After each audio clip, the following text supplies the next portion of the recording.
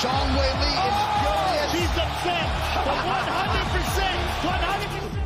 100%. Oh, we are back in your lives. Post pay-per-view episode today, August 18th, 2024. As always, I'm your host, Rock, and joining me from the beautiful state of South Carolina, Joey. How were the fights last night, kid? Yep, honestly, it felt like it went by way too quick, man. I watched from beginning to end and, started off hot, got that quick win under our belts, and it just felt like the night got away from me. But I think it was overall an exciting card, and yeah, I enjoyed the fights, man. Wasn't expecting a lot of the outcomes, but it was a good night of fights, and CJI was fantastic. Even the night before, PFL did a good job both nights of CJI, so got to compliment the weekend. It was a rather fun one. Yeah, fun weekend. I know Craig Jones, he submitted Gabby, the girl, so that was pretty cool. I caught a little bit of that. One of the K brothers, Cade Ruotolo wound up winning. Yeah, the Ruotolo brothers. You got to learn that. No, yeah, I was just they might have had faced off if Ty wound up winning, but Levi Jones, he upsetted him, and not a lot of people expected that. And Nicky Rod, he won the plus 80 kilogram tournament on that aspect. So both Cade Ruotolo, as you mentioned, and Nicky Rodriguez, they both took home the $1 million wins. And Gordon Ryan won ADCC, and so he's like, he had to beat Felipe Pena. That's no easy task. They've had a lot of back and forths throughout their lives, but they're saying that, hey, let's put the $1 million on a line. Let's have Nicky Rod take on Gordon Ryan, and I think that's a jiu-jitsu masterclass that we can get. Top-notch performance, probably the highest level of no-gi jiu-jitsu you can get on the planet between those 100%. But overall, it was a great weekend, and it all started there. In UFC 305, the Battle of Africa, DDP winds up submitting Israel Adesanya in the fourth round, 3 minutes and 38 seconds in.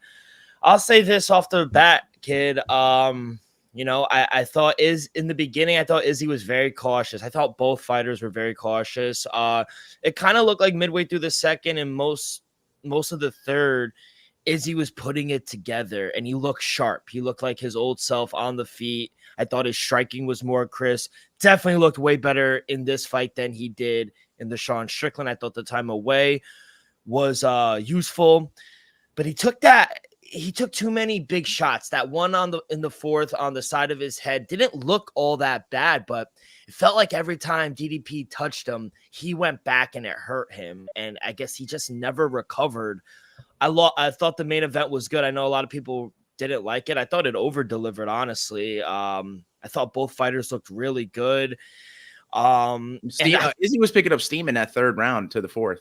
100%, and I know the cards came out, but I had Izzy up 2-1 going into that fourth. I thought he won the first round. First round was the closest. I thought he won the first round, and I thought he won the third. Second round, definitely with all the submissions, the attempted submissions from DDP, I thought he won the second round, but I thought the body shots were very impactful too. He was landing like a 90% clip at one point. I think he missed like 1 or 2 body shots, but yeah, this is the first time Izzy's lost 2 fights in a row in his career. And a lot of people, Izzy's often criticized about how confident and I guess brash he is, but very few are as humble as he is in defeat. So the real winner is Africa. It was great to see. Class act. It was great to see them kind of squash the beef. DDP wind up gifting him a South African jacket afterwards, and he's going to inspire more Africans on the way in his reign as champion. He was the better fighter that night. You gotta tip your hat. I love Izzy saying he's not done yet. Certainly wasn't a retirement speech. Oh no, not at all. And I know a lot of people were suspecting that after a loss. I just didn't see it. He's still 35 years old. Definitely on the back end of his career. Doesn't have a lot of time left, but he was quoting the Wolf of Wall Street. I'm not fucking quitting. I like that. He did, and he quoted, and he made fun of himself saying, I manifested this. I didn't manifest this. So he was having some fun with it. He was gracious in his defeat like a true champion. We'll talk about what's next, but thoughts on the fight, and I want to know your scorecard going into the fourth. Yeah, I did have it the opposite with the first two. I did think that the first round was, the third round was Izzy. I do think the first round was closest, but I gave the first two to DDP. So I had a 2-1 going into the fourth, and it could have gone the opposite way, like you said, that first round being as close as it was. And Man, I look back, I look at the social media ranks afterwards, not just a fight, and I just think it rings true hearing some of the professionals speak on the matter. You know, they were looking at DDP, and he's just a case of confusion for a lot of us professionals. You know, you look at him.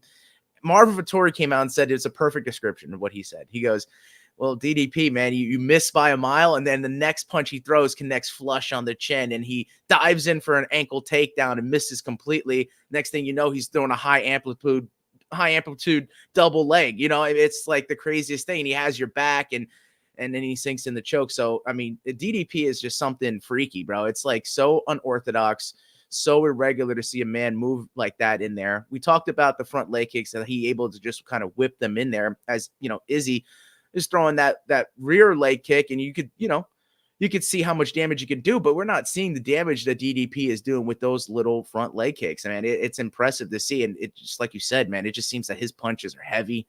Anytime he can land flush, like it just so happens to be in the most random occurrences, they hurt. They hurt his opponent. I mean, you're not putting a guy like Robert Whitaker out of there with not having power. You're not able to hurt Izzy like that, have him turn his back towards you and then tackle him to the ground if he's, you know, having punches that don't hurt. No, DDP is a powerful guy.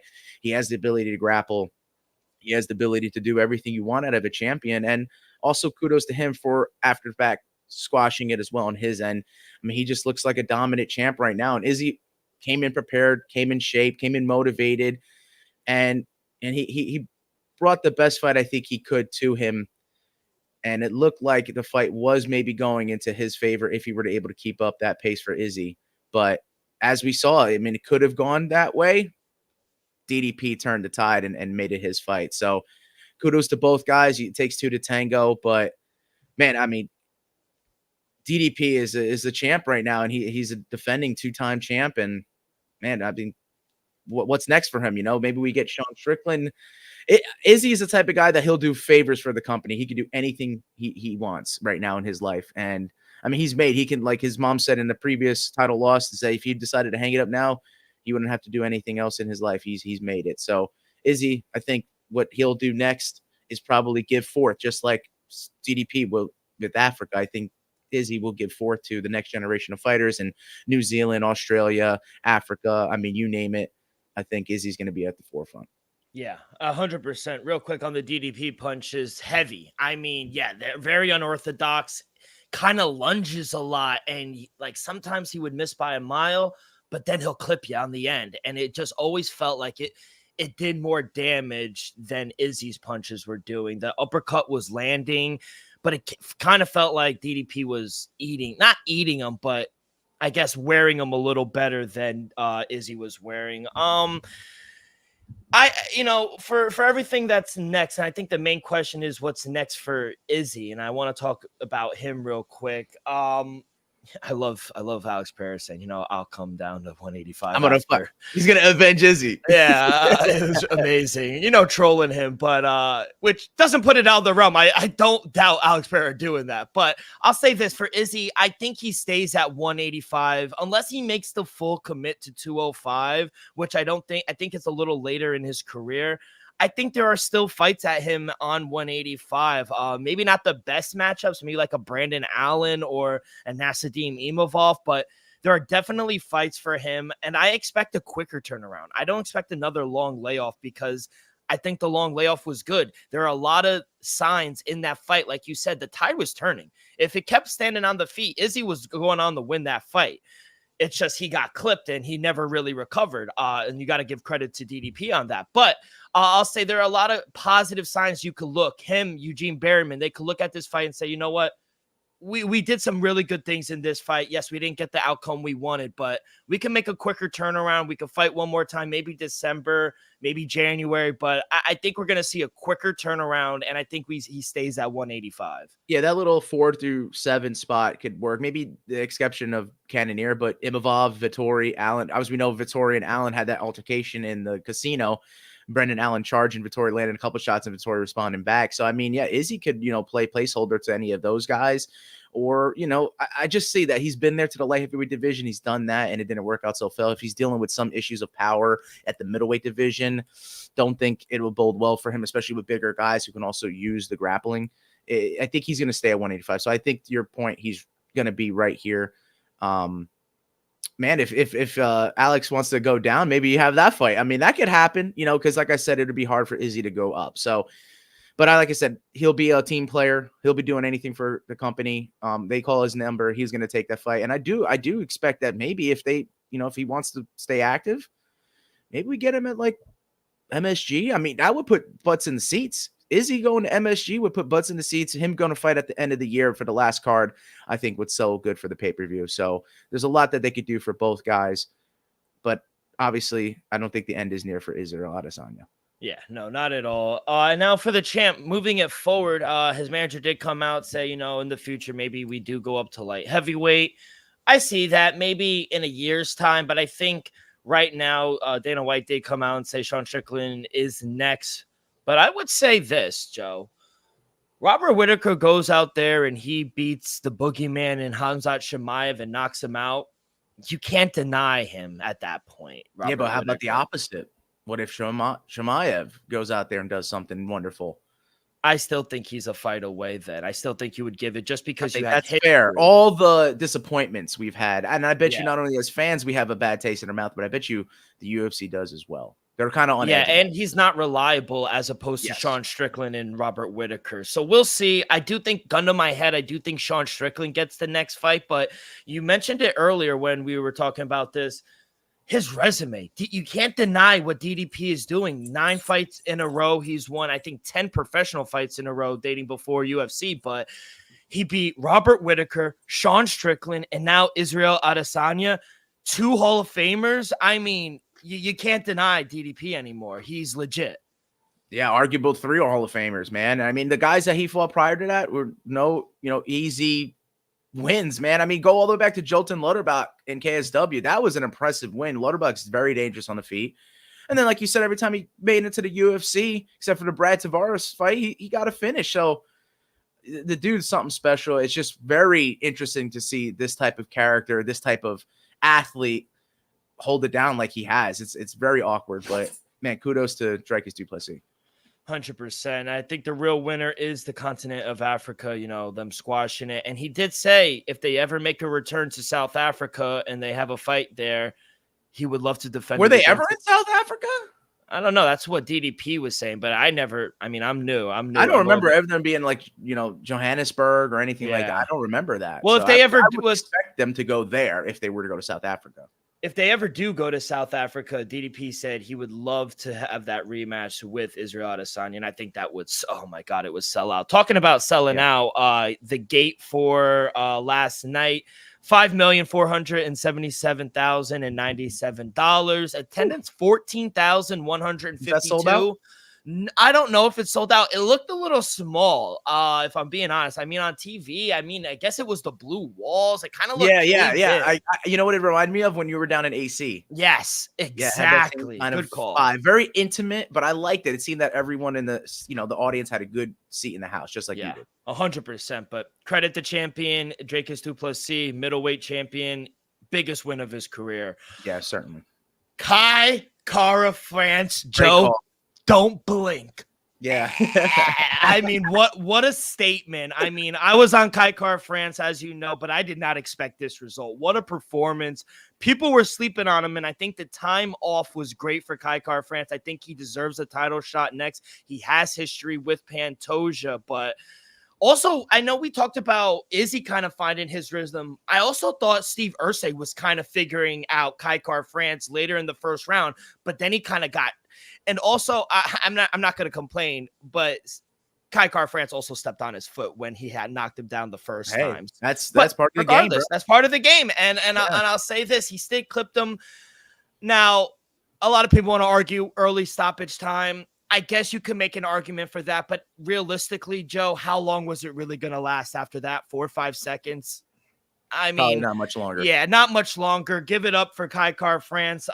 He's back, baby, and he might save the division. Yeah, like I was saying, good call for you, and exactly that. He may save the division. The UFC was hoping for some injection, someone to make a statement, and Kai Kara France did that, man. If you blinked, you would have missed it. So that's exactly right. He lived up to his nickname, as I always like to say when fighters do that. So that was an impressive performance. I do see that Steve Ursay was kind of trying to figure it out, seemed he was getting the timing, but that's when you heard Eugene Behrman, and that's a credit to City Kickboxing and you know, because all the guys pretty much won except for Izzy, unfortunately.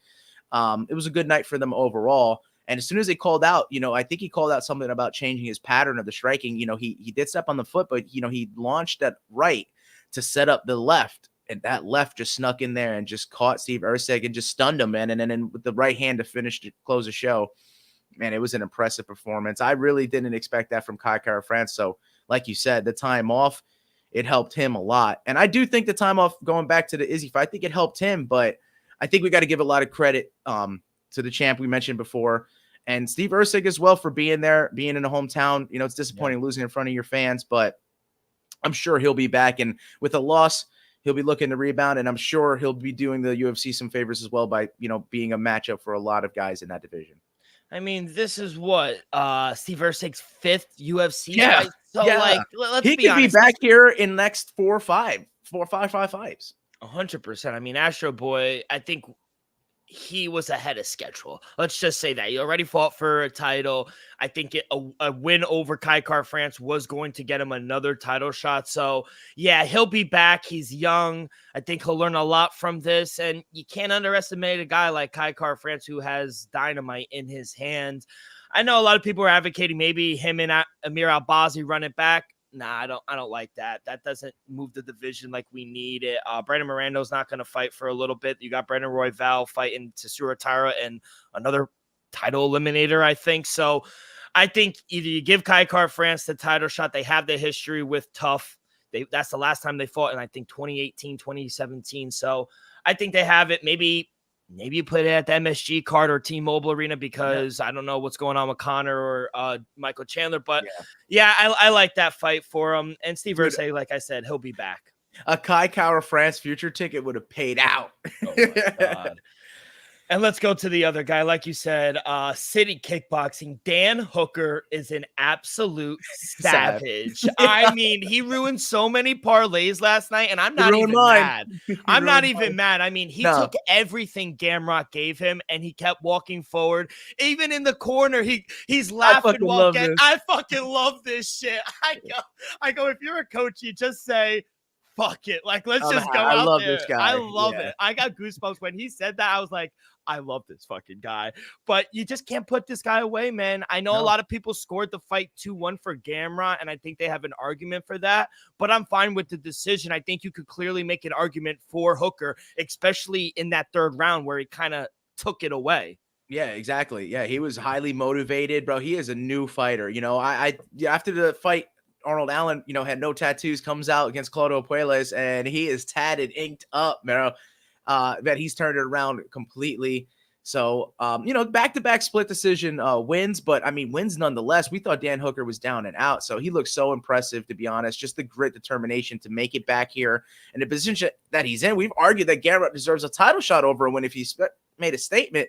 Dan Hooker now, you know, he's been hovering around the top 5 of the lightweight class for 10 years, it seems like now. So Dan's the man, you know, the hangman. And that was a great win for him. And I'm just happy, you know, because I did have the Gamrot as a part of a parlay, and I'm sorry to let y'all down, but how could you be mad at an upset like this? You know, this is just a story. It's something that could be written, you know, about something that could make a movie about. And there's a lot of that. There's a lot of guys that deserve to have stuff about their lives. And I think Dan Hooker is one of them. Yeah, I mean, I think he fought the best he's fought in a very long time.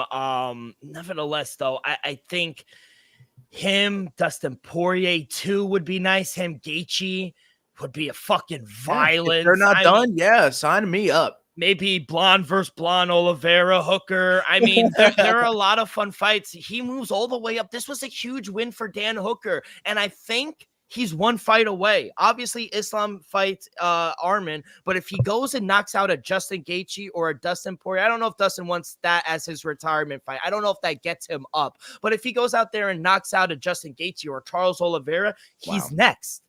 100%. Yeah, he's got to beat one of those top 5 guys, but you put him in Gamrot's spot. You put Dan Hooker at number 5. He deserves it. Oh, 100%. He beat him head to head. And, you know, I know Gamrot. Did you have him winning when it read it? Were you surprised that he won? No, I could have saw it either way. You know, I did. I think I had the first round Gamrot, and then I think it started going into Hooker's favor. So I think I would have scored it both second and third round for Dan Hooker, ever so slightly in the third, but no, ever so slightly in the second. But Yeah, Dan, like I said, either way could have gone. That's why you understand a Yeah. split decision. That's why you have the judges seeing different things. I think the scorecards were more fair on this one if you have Dan Hurker winning, as opposed to the next fight, for example, where they had Tai Tuivasa winning on all 3 scorecards. That was not right. Before that, I did forget to mention, though, Kai Car-France $50,000 bonus performance of the night, and obviously Matuska Dan Hooker got fight of the night. And like you mentioned, heavyweight fight between Biggie Boy and Tai. Smart win for Rozenstruik. I'll say maybe give him Spivak next. That's the first thing that really came to my mind. Yep, that's a smart one. Don't know how the judge gave it 30-27. Thank God he was removed of his duties. That just can't happen, Joe. I mean, Rozenstruik won that fight clear as day. They fired the referee. They fired the judge. I don't know if they fired him, but he was scheduled after that fight to judge the co-main event and said, "No, you're done." He was a New Zealand guy. Maybe gave him, maybe it was a little biased, but it was a fix, Joe. I mean, I don't think there's this. No disrespect, and I picked Tai, and I like Tai. Yeah, me too. But there's not a round where he won. There might not have been an exchange. Tai won. No, when Bruce was reading the scorecard and it said split, I looked around and I said that was the most egregious scorecard I've ever heard in my life. Thank God, and shout out John Anik for saying he was relieved of his duties, because that just can't happen in the sport. No, yeah, that's unacceptable. He didn't have a round. He didn't, like you said, he didn't even have an exchange. And I just feel bad for Tai, because we're rooting for the show. We wanted the crowd to get involved, and the crowd was certainly involved. But for him, man, he's been on this slope, and it's just painful to see, because we like him as a person. He's a fun guy. He's an entertaining fighter. He likes his bang, but it just seems that he's getting outclassed out there. You know, we said maybe there's a switch, but, you know, the UFC loves him. He's the type of guy to step in there and fight anyone at any moment's notice. So I don't know what's next for Tai Tuivasa. You know, you always ask me. I actually don't know. I don't have a understanding of what to do with Tai Tuivasa at this point. But like you said, Jairzinho Rozenstruik, yeah, Sergey Spivak. I mean, if you want to attempt him moving up a little higher than that, I think the Spivak fight, time's up, right? I think makes perfect sense. I think you called that right. Yeah, Sergey Spivak coming off a nice win. He's number 7th. Rozenstruik is in the top 10 now. And now Tai Tuivasa, he'll drop, I think, the latest 12, maybe 13. I don't know either. I was going to ask you, but even I don't have an idea of what's next for That's Tai. how unfortunate. That's 5 in a row. And he was emotional after the fight, and rightfully so. That's 5 in a row now. And this sport is a hell of a thing, man. It'll give you the biggest highs and the lowest of lows. So I don't know what's next. There are definitely going to be fights for him, though. He's exciting and he'll draw people, but I really don't know. He looked hesitant too, and usually he was successful. That's not like him. Yeah, and that's why I normally saw that his chance to win was that first round push if he puts the pressure on his guys. I mean, he got Derek Lewis out of there like that. Yeah. He might need to take a step back. You know, maybe if they keep him in the UFC, kind of do what the other guys at City Kickboxing, you know, what they did, kind of step away from it a little bit.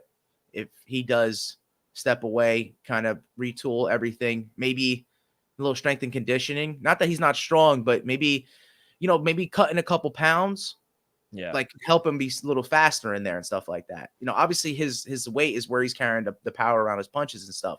But I'm just saying maybe that could help him a little bit so that he doesn't have to move as much around. Yeah. So maybe coming in at a lower weight would be beneficial for him. Another performance of the night.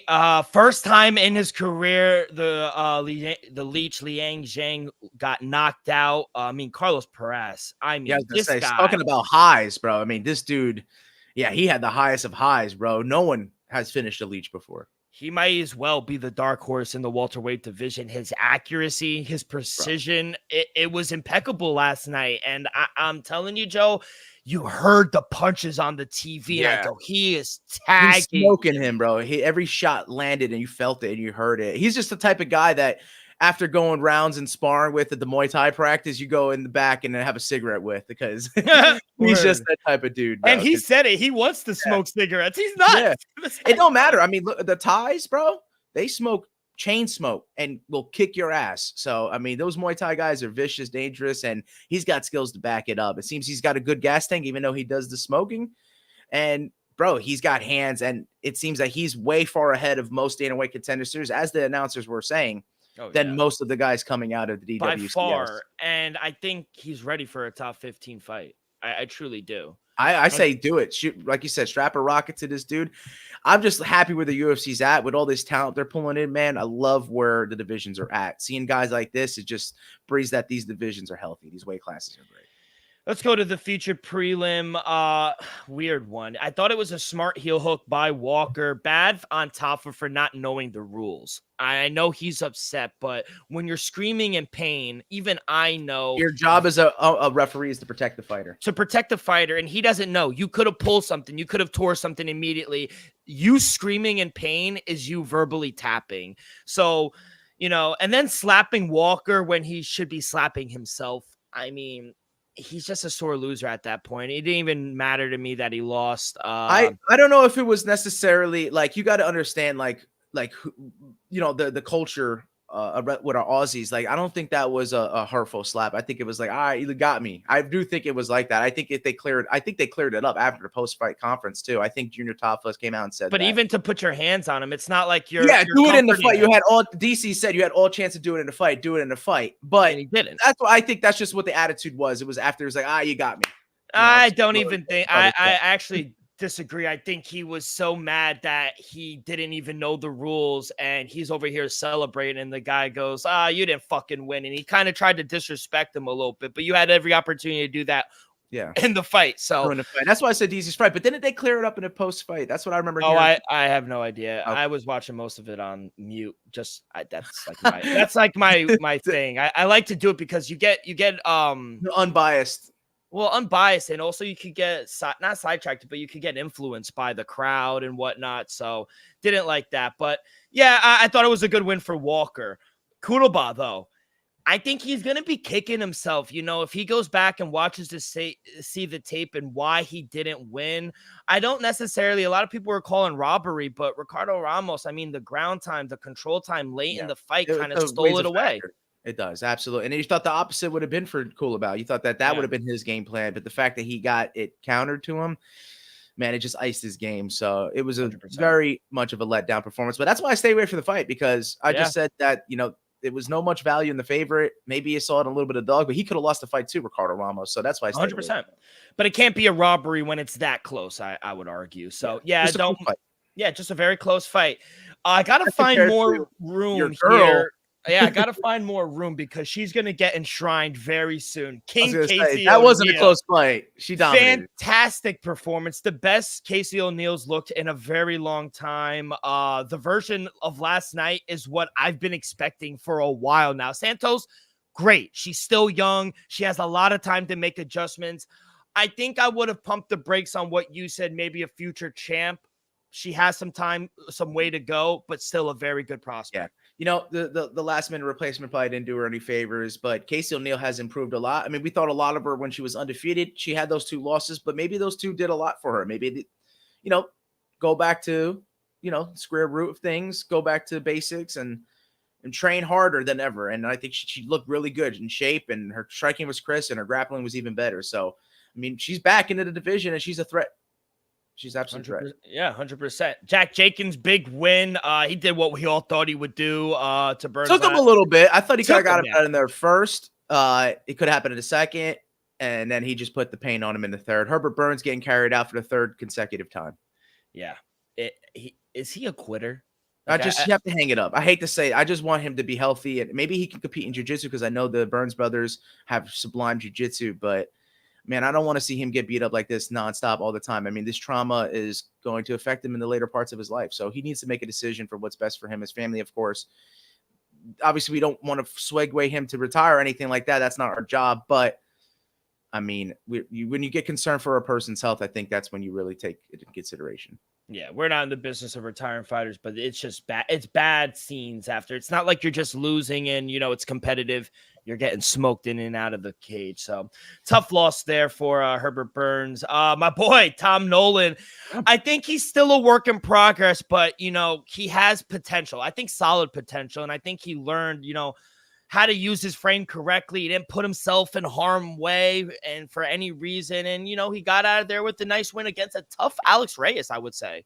Yeah, absolutely. Alex Reyes has been there, done that, and, coming off of the 2 knockout losses, I think he wanted to, make it to this or get a finish himself. And as for, Tom Nolan, man, I think we want to see, he's got a couple finishes on the feet. I want to see him kind of round out his game by getting a submission in there. I think that would be sweet because then we can see the full package of him because, as you said, he could pace himself and make it to the judges by dominating on the feet or, incorporating some takedowns. But yeah, I would like to see him incorporate some submission grappling. That'd be fantastic. Sian Kam or Sang Kian. Yeah, Very fun fights. I've seen a couple of his fights now. Yeah, but both guys, they've really fought like they were underwater. I don't know who said that, but I saw that and I was like, man, that was a perfect description of these two because they did fought very sluggish. Yeah, very sluggish. I think most of his fights are very fun. I've seen like 2 or 3 of them now, and last night was no different. And you talk about Herbert Burns trying to hang it up. Ricky Glenn should hang it up. He's washed. I mean, yeah, man. I mean, he's older in his career and he's done it all. So I mean, there's no shame in that. But like you said, we're not in the business of retiring fighters. Awesome guillotine by your boy Jesus. Viva Mexico, man. What a performance. Would have been more impressive had he done it while making weight. Tough loss there. Not making weight, still getting docked, but big guillotine there. Yeah, he's got one of the more vicious ones, bro. I'm trying to recall like who had some good guillotines, man. Like Uriah Faber had a pretty sick one. It's like matching California up to that. Kid. Bro, Jesus Aguilar has one of the most vicious guillotines, bro. He sinks that in, he locks it up. It might be over for you. Yeah, it was an amazing card. But like I said, overall, the performance of the night, Carlos Peretz, fight of the night, Dan Hooker, Matus Gamrot, and then Kai Kara-France got the performance of the night as well. I think all deservingly. So overall on the record, how did you do 305? I went 4-5. Okay, I went 3-5. Okay. But I hit on 2 dogs, Casey O'Neill and Kai Kara-France. Matus, if I would have hit the parlay, Matus Gamrot, I think he killed so many parlays last night. Yeah, he killed my parlay, so that's an 0-1 on the parlay as well. And that hurt. I actually matched my record in the PFL. I went 4-5-1. So I had the same exact record for both promotions. And boxing, 10 seconds left, back on track. We're back on track. I got the dub there. Nice. Let's fucking go. So, yeah, overall, a really good weekend. Like you mentioned, Impa Kasanganay dominate. That was the only guy I had. Robert Wilkerson, he's on my do not bet list. That was here. Who is he for me? He's the Milwaukee Brewers of the MMA world for me. Staying away from Rob Wilkerson. Just stay away. I mean, that was I had no words. I think I texted you immediately. I said, what the fuck was that? I mean, seriously. It was just the card was good. The overall card was good. I mean, it was a couple of unfortunately, friend of our show, Clay Collard, did not win. It just seems that, with like the main event, like Josh Silveira, if he kept going with that disdainful game plan, which he lost it towards the second round, he was on path to maybe have a chance to win that. But I mean, the same with Clay Collard. If he were to deny those takedowns, he was going to beat Brent Primus on the feet. But Brent Primus did the smart thing and, took him down. 100%. So before we get to it, we have Dana White Contender Series 5 fights this Tuesday, and we'll have picks for you in just a minute. But before we do that, a quick word from our sponsor. We are brought to you each and every episode by Viva Tequila Seltzer, the most refreshing hard seltzer on the market, hands down. It's no wonder why Viva was voted #1 hard seltzer in the world by San Francisco World Spirit Competition. With only 88 calories, 0 carbs, 0 sugar, and a light 4.5 ABV, Viva is the perfect drink for your post-game celebration as it was created with that active lifestyle in mind. We flavor tequila seltzer because flavor is the spice of life, and we like our drinks with just a kick, just like how we like our lives. Whether it's Huckleberry playing a round of golf with the boys or a new flavor coconut while watching Dana White Contender Series, it doesn't matter. Our favorites pair perfectly with that Artisanal Blanco tequila for that subtle and refreshing drink. Our belief here at Axe Kick Picks and at Viva is to live long, live well, and live it up. All right, kid. We got to do a little better this time on Dana White. We went 1-4 last week. We got another five fights this week on Tuesday. Week 2, I think it goes 10 weeks. So we are second week of the 10 weeks. What do you got? All right. So, of course, got to touch the whole card. Might come back to bite me, but let's try to get some winners. So we got a first fight for you. Bantamweight division, Billy Brand, plus 160, taking on Cody Haddon, who's minus 185. Cody Haddon, very destructive on the feet. He could get a finish there. He's only lost by decision in his career, as Billy Brand has gotten caught. But I like Billy Brand. He's fought in Uriah Faber's A1 Combat a bunch of times. He's been getting finishes there. He seems to be a stud. Don't doubt the American in this spot at the dog price because, though, like I said, he's been finished on the feet. He has the grappling, and I think that's the X factor. So I would take Billy Brand with the dog spot here. I did it last time, but I think it will change this time around. So in the next fight, it's in the middleweight division. Cam Rowston is plus 380 against Torres Finney at minus 365. I think we've seen Torres Finney before, bro. I'm pretty sure he had fought in the UFC, so I'm so confused to see why he's here. He won in rear naked choke in his Contender Series debut. He's here back again. Didn't get a UFC contract. I don't see with a finish why he did not. I guess he's going to double up here because I have Torres Finney. I think he may get the knockout. So give me the heavy favorite minus 365. And then we have another returning guy in the bantamweight division. Cortavius Romeus is minus 270 against Michael Imperato. He's plus 280. Imperato has been back and forth this entire career.